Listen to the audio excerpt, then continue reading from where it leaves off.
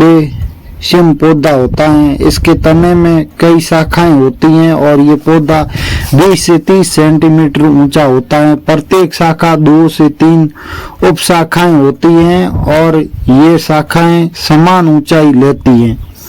तो दोस्तों बात करते हैं इसका आकार। पौधे का आकार छतरीनुमा होता है। इसका तना गहरे हरे रंग का और सेटिले आभा होता है। इसमें 5-10 सेमी के धागे जैसे आकार होती हैं। इसकी पत्तियों के मुलायम होती हैं और गुलाबी वर्ण की फूल होते हैं। प्रत्येक अंबुल में 5 से 7 फूल होते हैं।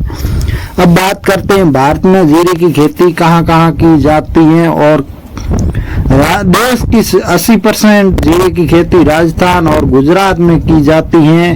राजस्थान में देश के कुल उत्पादन का 28% खेती राजस्थान में की जाती है। जीरा जो अपने पूरे भारत का होता है उसका 80% जीरा 2 राज्य उत्पादन करते हैं।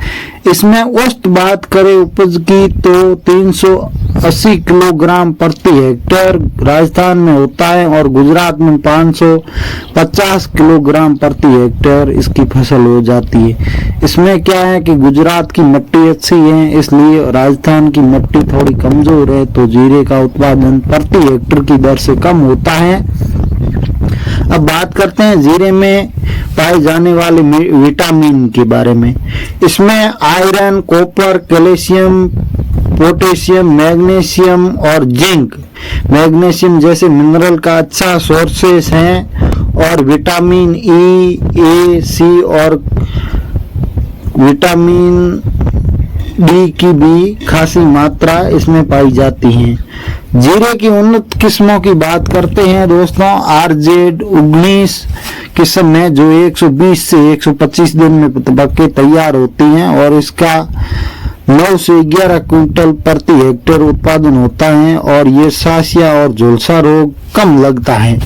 RZ209 के बारे में बात करते हैं। ये भी 120 से 125 दिन में तैयार हो जाती है। इसका उत्पादन थोड़ा कम है, प्रति हेक्टेयर से 7 और 8 क्विंटल तक इसकी उपज हो जाती है। इस किस्म में भी सासिया और झुलसा रोग कम लगता है।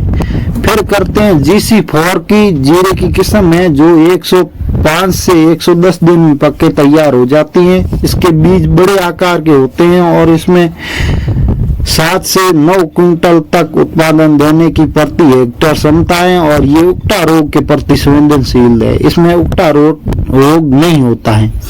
अब बात करते हैं अंतिम जो अच्छी किस्म है उसके बारे में।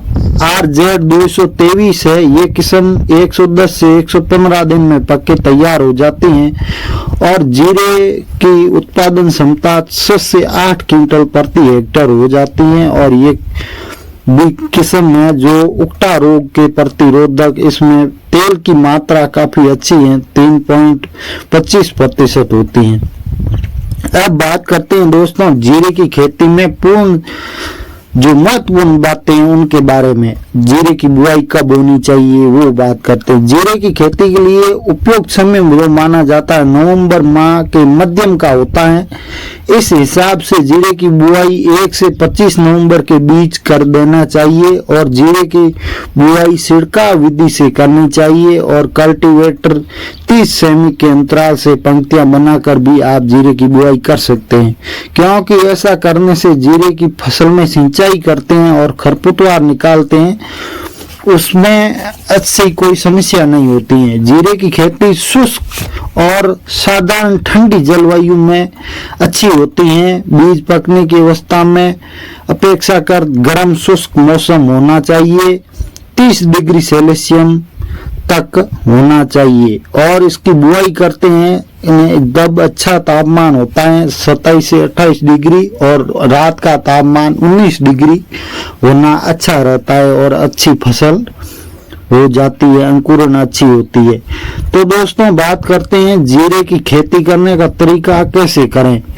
अब बात करेंगे क्यारियां में अगर आप खेती करना चाहते हैं तो आप जीरे कि खेती के सबसे महत्वपूर्ण खेत को अच्छी तरह मिट्टी पड़ने वाले हल से गहरी जुताई कर देनी चाहिए और हेरो से 2-3 बार अच्छी तरह से जमीन को उथल पुथल करके पाटा लगा देना चाहिए। उसके बाद में आप 5 से 8 फीट की क्यारी बनाएं और ध्यान रखें कि क्यारियों का आकार भी क्यारी समान होना चाहिए, एक समान की क्यारियां बनाएं ताकि पानी अच्छी तरह से चले, और नहीं तो स्प्रिंकलर फुहारों से सिंचाई करनी चाहिए।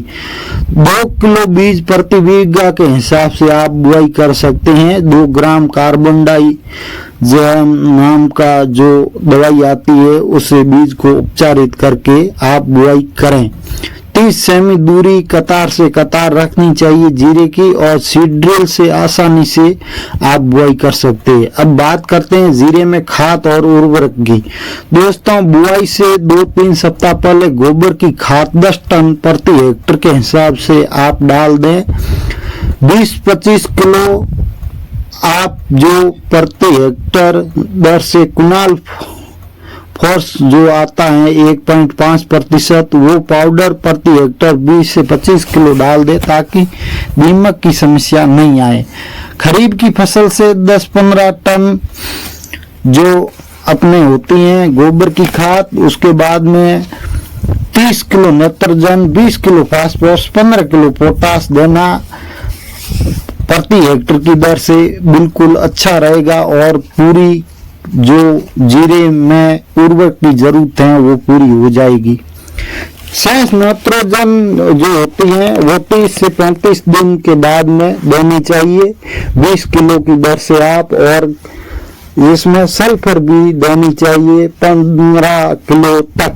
घुलनशील सल्फर देते हैं तो आप उसमें जीरे में आप दे सकते हैं 10 से 15 किलो के बीच में, और जो पाउडर होता है उसको छिड़काव विधि से आप 10 से 15 किलो दे सकते हैं। अब बात करते हैं खरपतवार नियंत्रण की।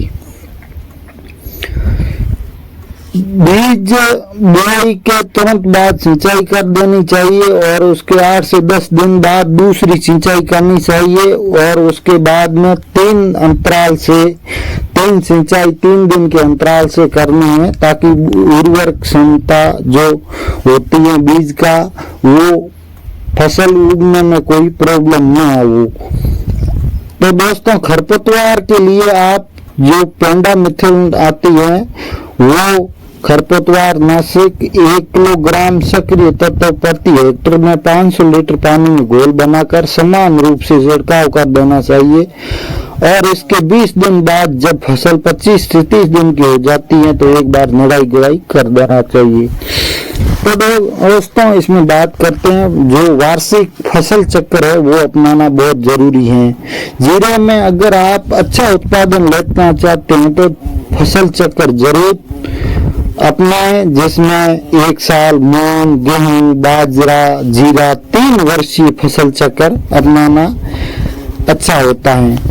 तो इससे क्या है कि जीरे की आपकी जो झुलसा रोग है और उगटा रोग है उसके प्रति आपकी फसल कम रोग लगने के चांस होते हैं और फंगस कम लगेंगे।